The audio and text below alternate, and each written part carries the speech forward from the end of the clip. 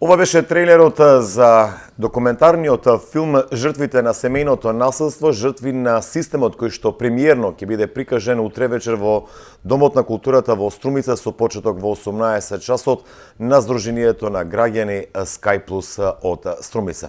Во студиото на Канал Вис е колешката, или во вестите на Канал Вис е колешката Стојне Митева, воедно и дел од ова здружение кој што го подготви филмот. Утре вечер дефинитивно премиера. Кој е она порака кој што сакате да ја опатите со овој документарен филм кој што го се работеше во копродукција со Канал Вис? Така, благодарам за најавата.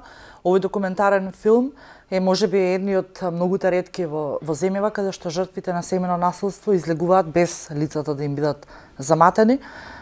Секако тонот да им биде мутиран. Има храброст излегува пред камера, но со овој документарен филм нашата цел не е да подигнеме свеста за жртвите на семејно насилство да го пријавуваат семејното насилство, бидејќи сметаме дека жртвите се доволно свесни дека трпат семејно насилство, но немаат механизам како да се заштитат од страна на институциите. Со овој документарен филм ќе сакаме да допреме најмногу до институциите, да се промени и да се научат грешките кои што досега ги правеа институциите според она кое што го имаме како податоци, дека имаме мерки, законски мерки кои што се донесени, но тешко се спроведуваат најпрво од полицијата, затоа што граѓаните сигурно знаат дека една од мерките за безбедност на жртвите на семејно насилство беше донесената одлука за насилниците да се извадат од домот со цел да се обезбеди безбедност на жртвата на семејно насилство, секако и нејзините деца, но таа реално не се применува, бидејќи се косат законски со правните регулативи, секако насилникот е и собственик на домот.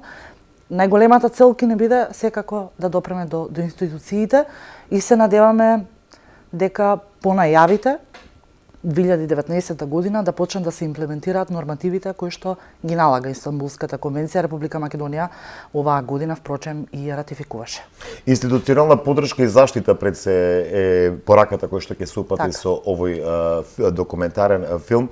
Дефинитивно имаме семејно насилство и во Струмишкиот регион. Што покажа овој документарец и анализите кои што ги направивте? Се зголемува ли таа бројка, на што најмногу се жалат жртвите, дали на психичко, физичко, сексуално малтретирање?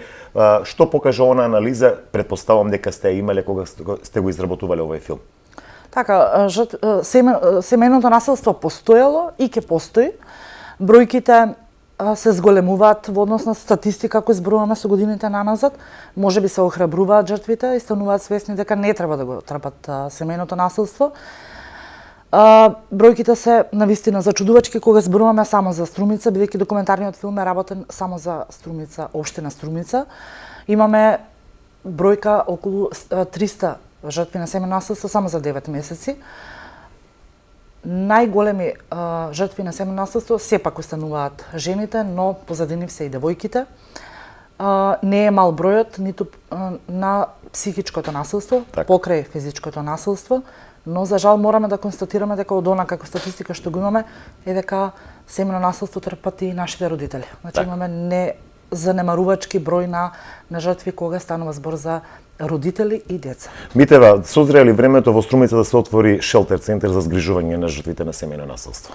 Да, се разбира, значи не е работата ние да созрееме, значи го бараат граѓаните тоа, значи тоа е должност на невладиниот сектор, на државата и се надевам дека по имплементацијата на Истанбулската конвенција и нормативите кои што ги налага дека на 20.000 жители треба да имаме еден шелтер центар, дека е неминовно да се отвори шелтер центар, дали ќе го работи невладиниот сектор или пак државата ќе си обезбеди доволно средства да си отвори шелтер центар за згрижување на жртвите од семејно насилство. Во Струмица? Да.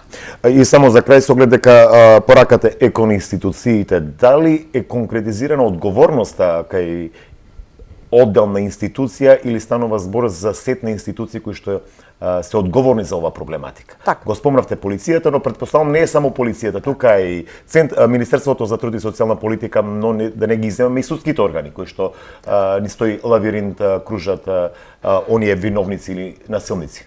Така, насловот на документарниот филм е Жртвите на семејно насилство, жртви на системот. Тие, сакајќи или не сакајќи, станаа и жртви на системот. СВР Струмица, Центарот за социјални грижи, јавното обвинителство, па дури и судските органи останати, сите заедно сметаме дека недоволно пружат заштита и затоа ја спомнав токму Истанбулската конвенција, бидејќи таму нормативите се јасни, но и казните се јасни. 90% од оваа статистика што имаме последната за 9 месеци, започнувајќи од оваа календарска година 2018, заклучно со 9 месец, таму 90% од случаевите завршуваат само со поплаки. Казните кои што се изречени кон насилниците се за жал само условни.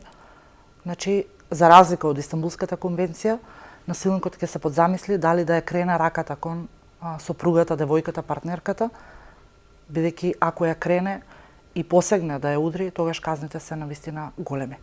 Претпоставам дека сето тоа ќе го има во филмот кој што утре вечер премиерно ќе биде изведен во Домот на културата. Уште еднаш подсетување, благодарам Митева што беше дел од вестите на канал Вис. Утре вечер премиерно во Домот на културата документарниот филм изработен од Сдруженијето на граѓани Sky Plus во соработка со ТВ каналот Вис, жртвите на семејното насилство, жртви на системот.